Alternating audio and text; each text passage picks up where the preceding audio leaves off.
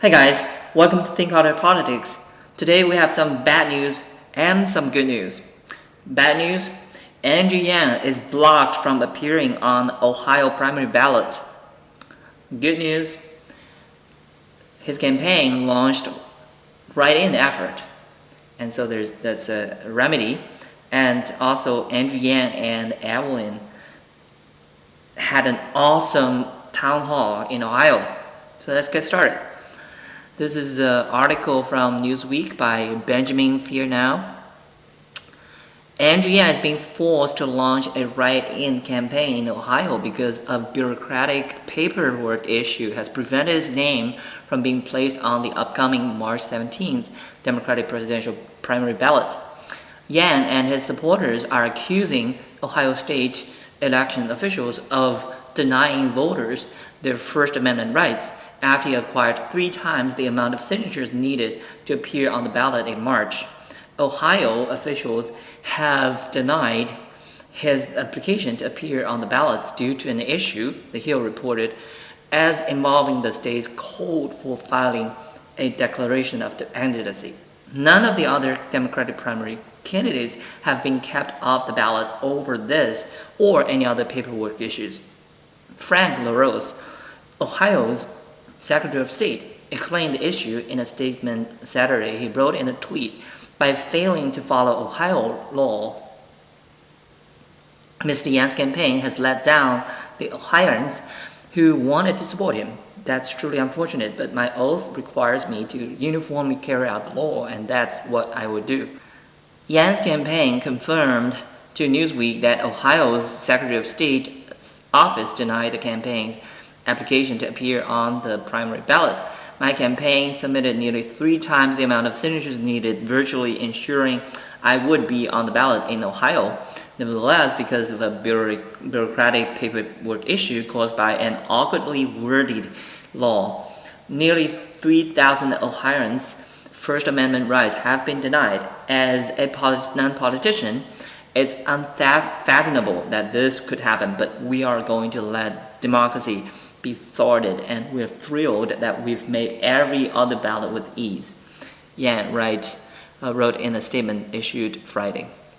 The Yang campaign declined to elaborate on the bureaucratic paperwork issue in an email with Newsweek Saturday, but a campaign insider was optimistic about their ability to mount a significant and credible write-in campaign in which Andrew Yang could still finish in a way that would secure delegates. Yang himself expressed hope and offered a Pete Buttigieg joke in regards to his write-in campaign. "Despite this setback, Ohioans will have an opportunity to cast their ballot for me in the Democratic presidential primary, as I'm officially announcing a write-in campaign in Ohio aided by our incredibly grassroots supports. Over 400,000 people have donated to the campaign." And Andrea was very, very proud of that.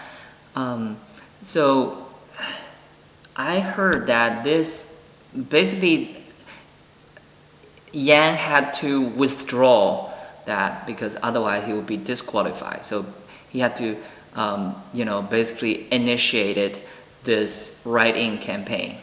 Okay, Yang himself expressed hope. He offered this joke, right? And the fact that I have such an easily spelled last name, that's referring to male Pete, Buttigieg.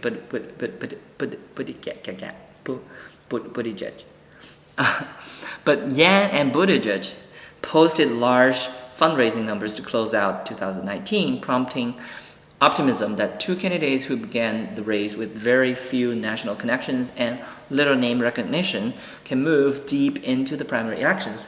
But Yang's supporters took to social media to express frustration and anger over the state preventing the lawyer-turned-tech businessman from appearing on the ballot in March, coincidentally on St. Patrick's Day.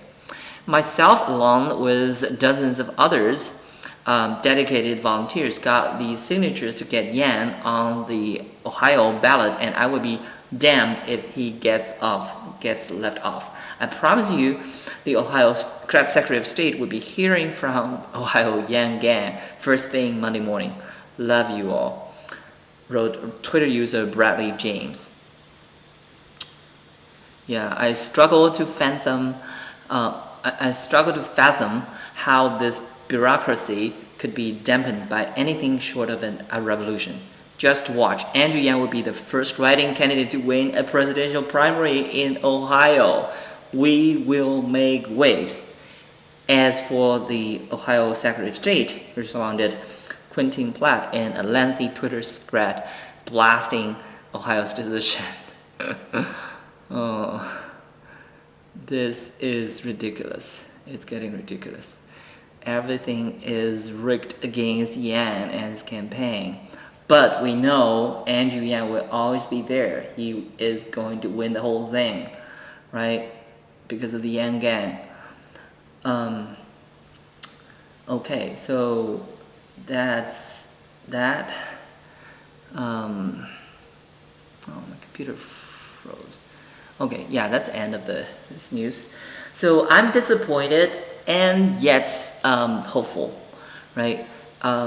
It's actually not a bad thing that we found this early on, and I think this can actually galvanize this Yan supporters because he's being treated so unfairly. Like recently, he demanded DNC to conduct more polls in early states to determine who can be qualified for the next debate, but DNC just rejected it saying, we don't have the financial resources. But Andrew Yang said, look, we are going to fund this.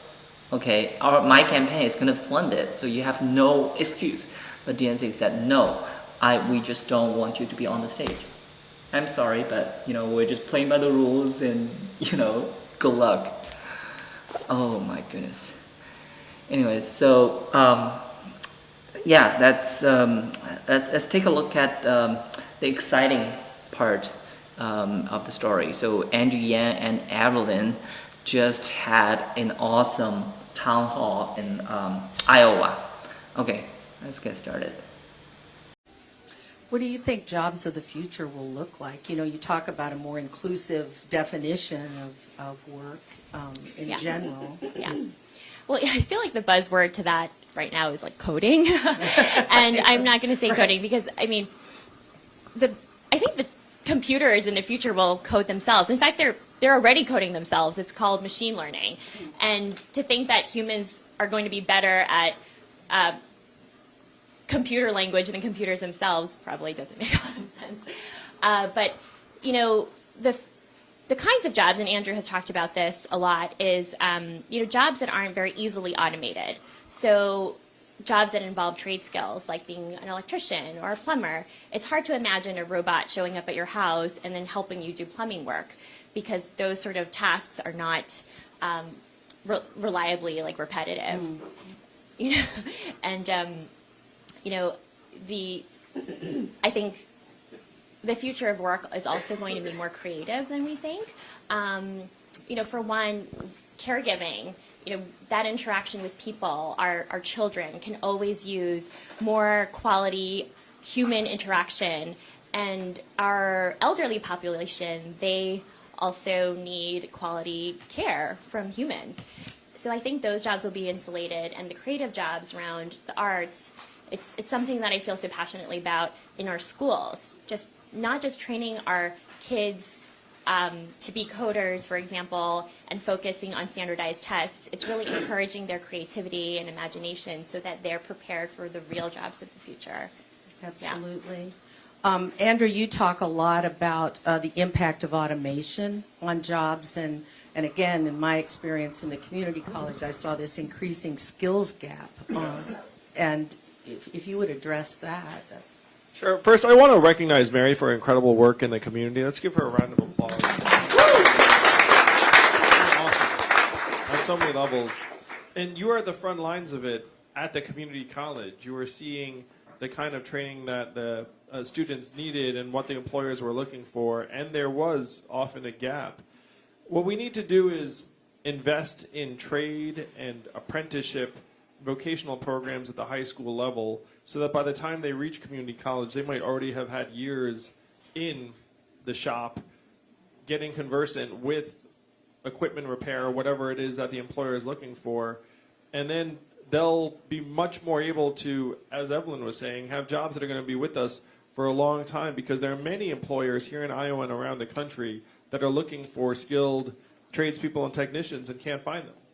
And what have we done for our young people? We have oversold college. We've said college, college, college. Coding, I mean, coding is a whole other thing. So college has gotten 2.5 times more expensive, and the message many of our kids have gotten is like, well, that's still what I must do. And then families have felt like they have no choice but to pay whatever the price is, so they take out these massive loans. So you're up to $1.6 trillion in student loan debt. All of these people who are going to college that probably should not have headed in that direction. So if you look at the numbers, and I'm a numbers guy, most of you probably know that, 6% of American high school students are in technical and vocational tracks. In Germany, that's 59%. Think about that gulf, 6%, 59%. So we know we need to invest in getting that 6% up as quickly as possible. And in America today, we always do the easy, less expensive thing, unfortunately. It's easier and cheaper to throw kids in a classroom with some textbooks and a teacher and say, hey, you're all going to go to college, than it is to invest in the tools and the shops and the trainers and the relationship to employers that we should be investing in. As your president, I will do everything I can to elevate the trades. I will have a public awareness campaign with Mike Rowe of Dirty Jobs. We'll go around saying like, hey, these are really great jobs. And make it so that by the time someone is hitting the workforce, they've actually been training for years instead of having to start from scratch.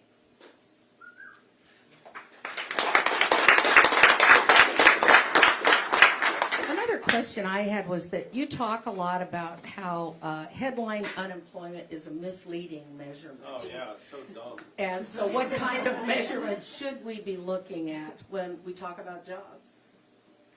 If you flash back to several years ago, even Donald Trump, when he was running for president, he said headline unemployment's fake news. Y'all remember that? You remember him saying this? And then he became president, and all of a sudden it became real.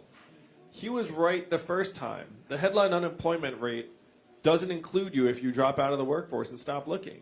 If you stop looking, you actually improve the unemployment rate. I don't know how many of you knew that. Right now, the labor force participation rate in the United States of America is at a multi-decade low, about 63%, the same levels as El Salvador and Costa Rica. That does not show up in the headline unemployment rate. Also not showing up if you're doing 2 or 3 jobs to make ends meet, if you're underemployed, if you're in a temp gig or contract job that does not have benefits. All of that just says employed. So it's obscuring all of this weakness in our labor market, and it's not the only thing. You're all having the same experience I'm sure many other Americans have had, which is like you get all these headlines saying things are going great, and then you look around your families and communities and like, why does it not seem like things are going great? You are right, the numbers are wrong. Headline unemployment, vastly misleading. GDP, totally unrelated to how we're doing. If you look at the important indicators, you see that we're experiencing record high levels of stress, financial insecurity, student loan indebtedness, mental illness, even suicide and depression. Those are all either at record highs or multi-decade highs in the United States. But you don't see that in the headlines. You just see headline unemployment really low. As your president, I will line up the measurements to actually tell us how we are really doing in our communities. And then you would see we have a skills gap, we have a mental health crisis, we have a wellness recession. You can't solve problems if you don't identify them first. And it starts with having the right numbers and getting away from this headline unemployment rate that's out of date at best and completely misleading at worst. Mm-hmm.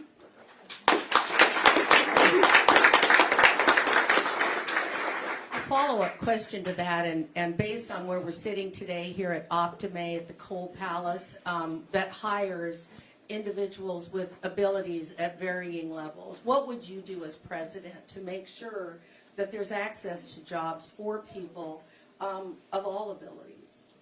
And thank you again for the work that you've done in this space, Mary, because I know that you and the Coal Palace are looking out for people who might have more needs than others.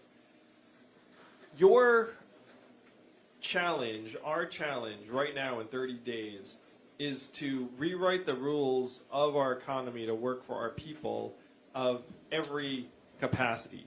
And we talk about our son who's autistic.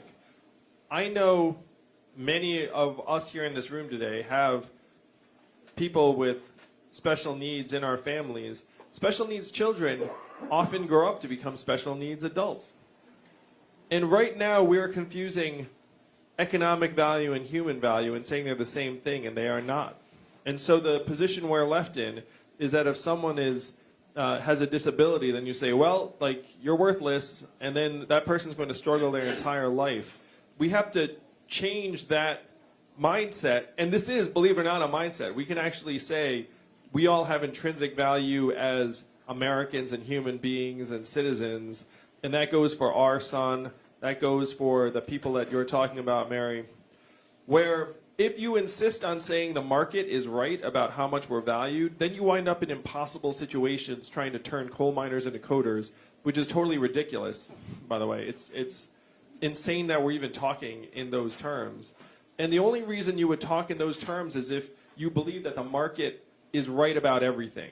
That if the market says the coal mining town has no value, then it has no value, and then we're going to try and turn them into coders who do have value. What we have to say is that we all have value regardless of the skills, education, abilities that we bring to the table, because the market is zeroing out more and more of us independent of what we traditionally have brought to our employers. And what I mean by that is that we're automating away the most common jobs in our country, and it's not just truck drivers, retail workers, call center workers. It's also going to be radiologists, accountants, lawyers. I was an unhappy lawyer for 5 months, which was still long enough for me to say with conviction that you can automate away a lot of that job, because software and artificial intelligence can edit that contract more quickly and cheaply than even the most talented human attorney. So we have to think bigger about how we make an economy that works for everyone. And that is our challenge in the next 30 days. It's one reason why I love being here in Iowa, because you all have the power to shape the future of this country. I know it doesn't feel like it because you're living your lives, minding your business. I did the math. Do you know how many Californians each of you is worth? 1,000 Californians each. So if you look around this cafe, what's the fire code here at the Coal Palace? So let's say, I'm going to give a Trumpian estimate. Let's say there are 400 people in this room. No, I'm kidding. But even in this room, there's the equivalent of 2 football stadiums full of Californians. That's the power to shape the future of this country that we have gathered here right now. This is the mission, this is the vision that we have to take to the rest of the country as soon as possible, to say we have to rewrite the rules to work for ourselves and our kids. If it's not working for you, it's not working.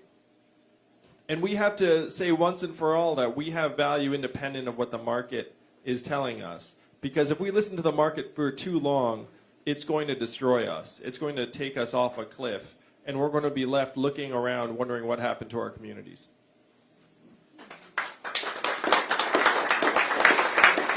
I don't know if there are any other remarks you want to make, or turn it over to your audience for some questions. I would love some questions, and I'm sure Evelyn would as well. We really appreciate you all being here today. Yeah, I just wanted to ask or suggest that you add hunger to that because of what has happened with the SNAP program. And there's 700,000 people that are going to be affected by that nationwide. I don't know how many that includes in Iowa. It's so deeply immoral that we are allowing hunger and deprivation at this scale in our country. We are the richest, most advanced country in the history of the world. We're up to $21 trillion and counting in terms of our wealth each year. And one of the things that drives me nuts as a citizen, do you all remember voting for the $4 trillion bailout of Wall Street 10 years ago? Yeah. Do you remember anyone looking around saying, where are we going to get the money for that? But somehow they'll make an argument that we don't have enough money to feed the poor. It's criminal. It's immoral. That is why we have to retake our government to work for us again and stop serving the banks and the lobbyists and the corporate interests that have overrun the place. Really, Washington, D.C. today is the richest city in our country. What do they produce? No one knows, really. That's a thinker. That's a rhetorical question. They produce lobbyists. That's right. They produce bad decisions. They produce gridlock and dysfunction. The truth is the folks in D.C. succeed whether we succeed or fail. And that is what we have to change. We have to restore the feedback, that mechanism that should exist between the people and our government. No moral government would be cutting SNAP benefits to families while Amazon pays zero in taxes and while we're bailing out banks to the tune of trillions of dollars.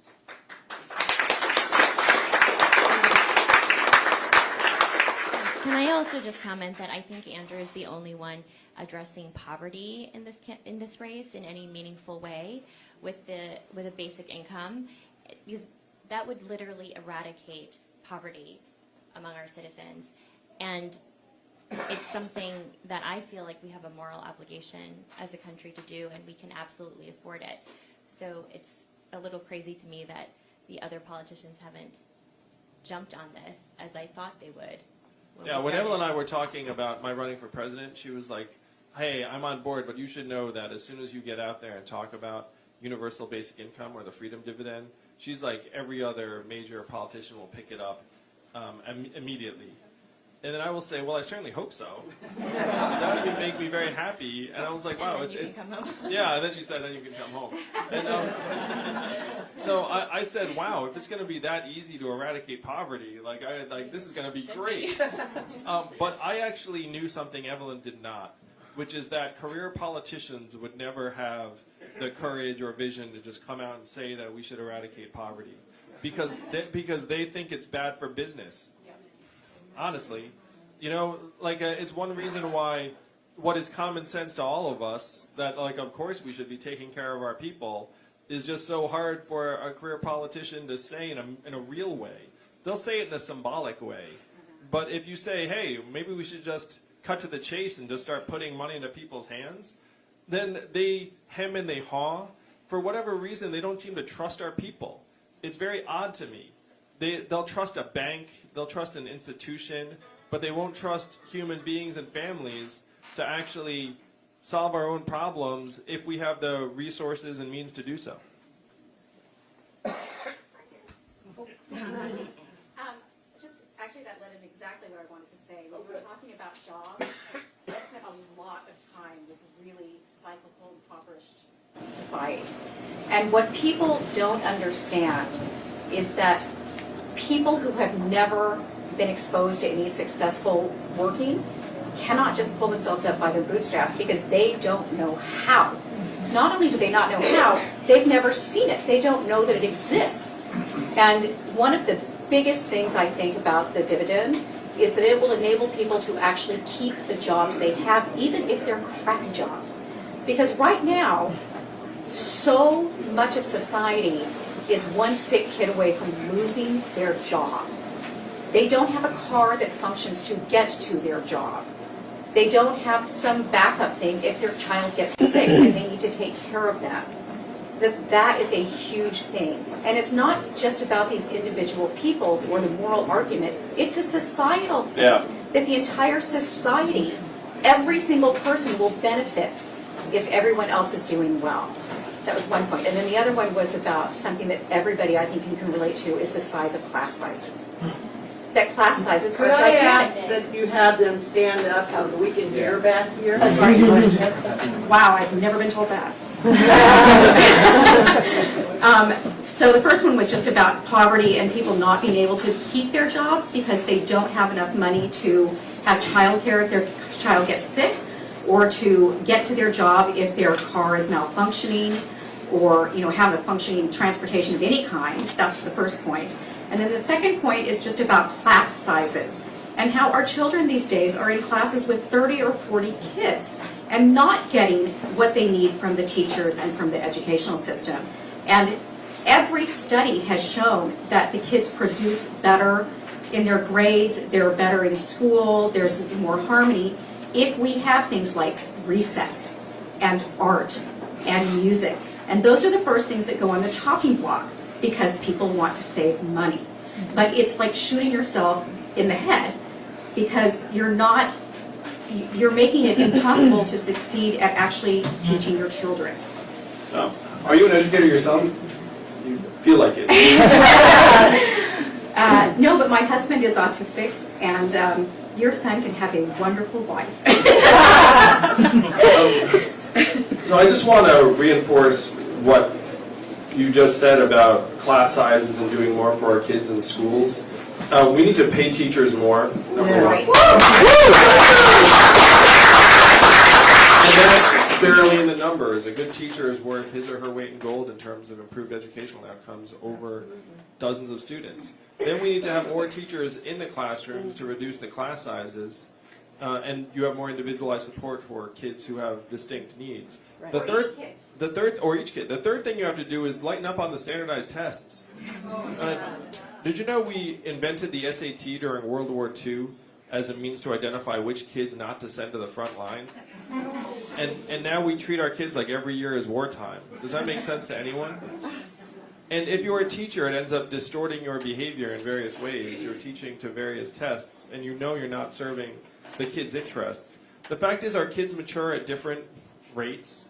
Like we have to stop trying to treat the schools like assembly lines and make it so that you have distinct paths afterwards, so it's not like everyone's, again, supposed to go to college. Like there needs to be fruitful paths that are not college. And I think the Democratic Party is making a mistake by saying that college is the answer for everyone, because only a third of Americans are going to graduate from college. That's a relatively stable percentage.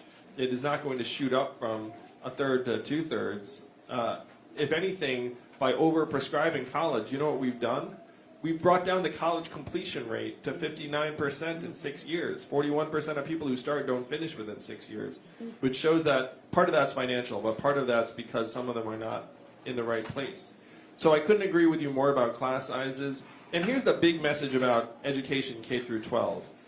The data clearly shows that educators, as incredible as they are, can only control about a third of our kids' educational outcomes. What are the other two-thirds? Parents. Parental time spent with a child, words read to them when they're young, stress levels in the house, income, neighborhood. These variables account for two-thirds of our kids' educational performance. Teachers know this. You go into a teacher and say, hey, educate our kids, and you're like, well, I can control about a third of it. They're like the other two-thirds. They disappear in the summer, they come back, like hopefully something good happened that summer. So by putting money into homes and families, we'll give our kids an honest chance to learn in many, many situations, and then the teachers a much better chance to teach. But it involves investing in our families at the ground floor from day one.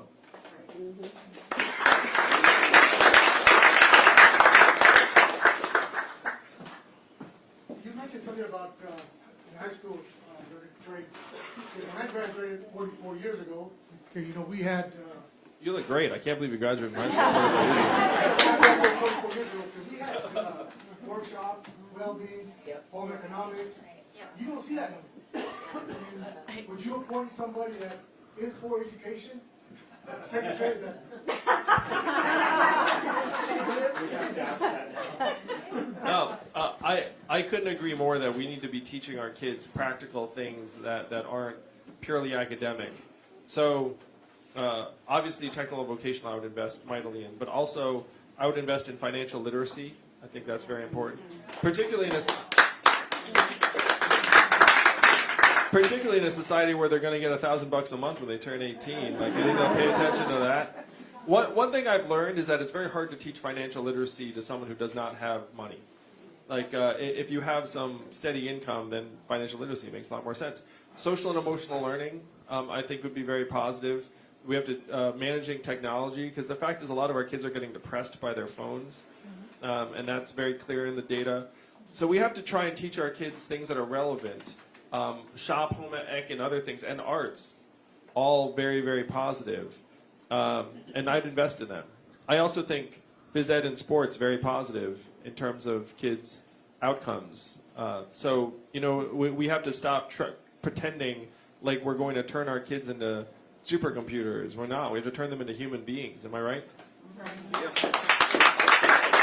just want to say how impressed I've been in Iowa. You have this science center that we've taken our kids to now a number of times during our travels here, and they let our kids use a saw and a power drill. And it is so amazing, and they love it, and you can just see the learning that comes from it, just using your hands and building something, and I've not seen it anywhere else. So thank you, Iowa, for that gift. Yes. Somebody back here? You are wanting to remove Common Core standards on a federal level. How, from a federal level, are you going to inspire the change that you wish to see in the K-12 public schools? So the way that the federal government can help is by putting resources to work to support various goals, not mandating them. Like, you go to the community and say, hey, if you want to offer these things, we will put resources to work to help you do so. And then the community says, well, I would like to have more trade programs, and then there are federal funds available for me.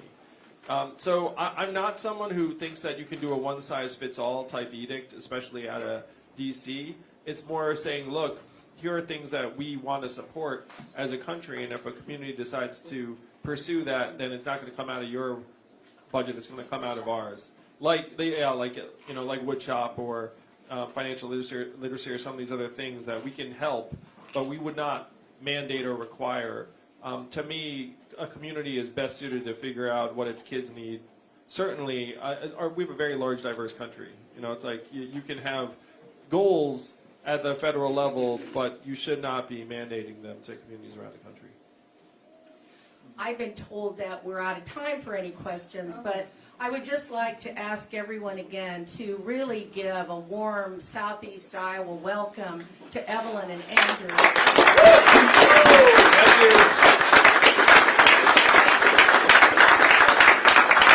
And to thank him for raising the questions and the issues that we don't hear from every presidential candidate, but that have equal value. Thank you very much. Thank you. Let's give Mary another round of applause for making this happen. I want to make a personal appeal. If you believe that this is a vision that you want to fight for and leave to our kids, we need you to caucus in 30 days. You can make an enormous difference because you all have the future of the country in your hands. And I want to be able to look my kids in the eye and say, we did everything we could to leave you a country we're still proud of. Thank you very much. So great seeing you all.